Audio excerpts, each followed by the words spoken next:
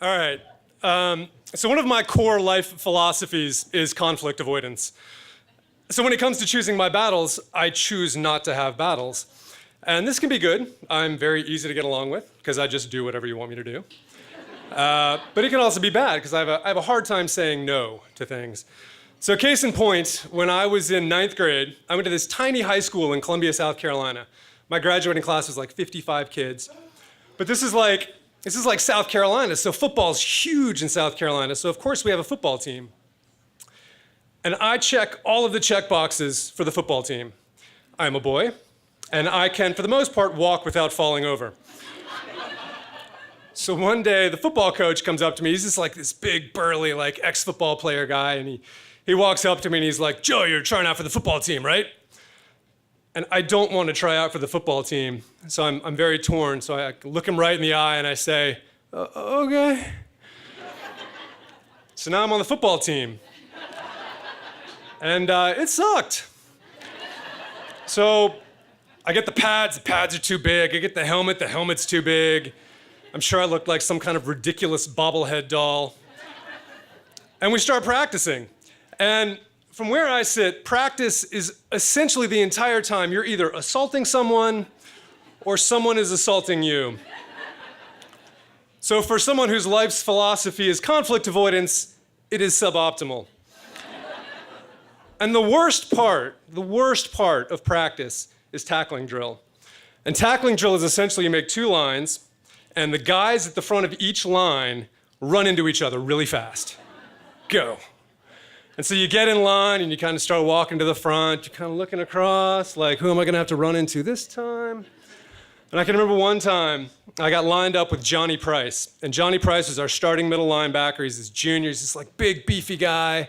He's really gung-ho about football.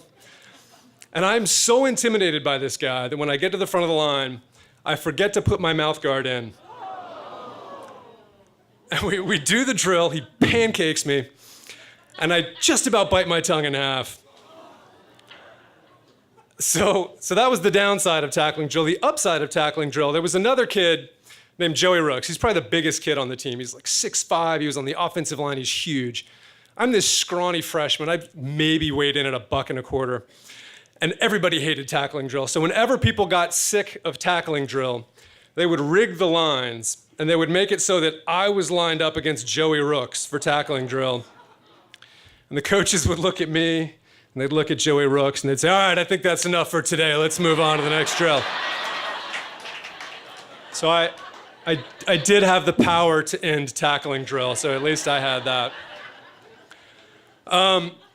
And the practices totally sucked, but the games were awesome. The game, you'd wear your game shirt to school that day, kind of be a little bit of a celebrity. Show up at the game and you get to run out with the team and everybody's cheering and there's cheerleaders and it's awesome. And I never went into the game because I was terrible, which meant I didn't have to run into anybody, so it was perfect.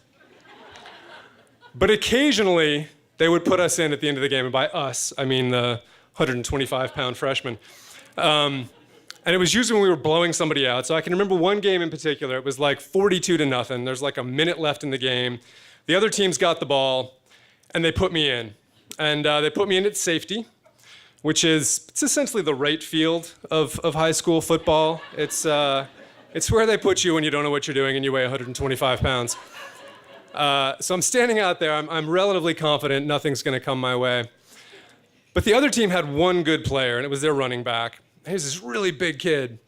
And I'm at safety, they snap the ball, and all of a sudden this kid somehow manages to break through. He hasn't done this all night, but somehow he manages to break through the entire rest of the team, and I'm the only thing that stands between this guy and the end zone. And I pretty quickly decided that tackling this guy head on was going to be a poor choice. So I kind of did one of these, like, "Oh, this is me tackling you as you run by." And then I chased him.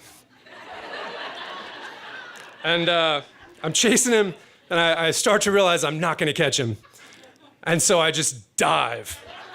I just like head down, arms out, and I dive. And I wasn't even looking, I somehow managed to clip this guy's heel, and I tripped him.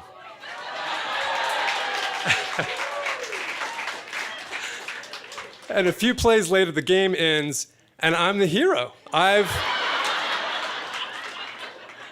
saved the shutout. We beat this team 42-0, and everyone, it was my Rudy moment. Like, everybody was like, oh my, you got in the game and you made a tackle. That was amazing. So I kind of like lived in my glory moment for a little while, but eventually sophomore year came around, and I knew I did not want to play football again. And I also knew I could not tell the coach that I did not want to play football again. So I walked up to him one day and I said, Coach, I can't play football because I really want to do cross country. So sophomore year, I had to do cross country. And that also sucked. Thank you.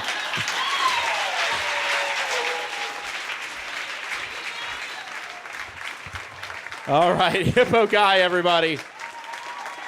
All right, yeah, there you go. See, that's a little better. I like it.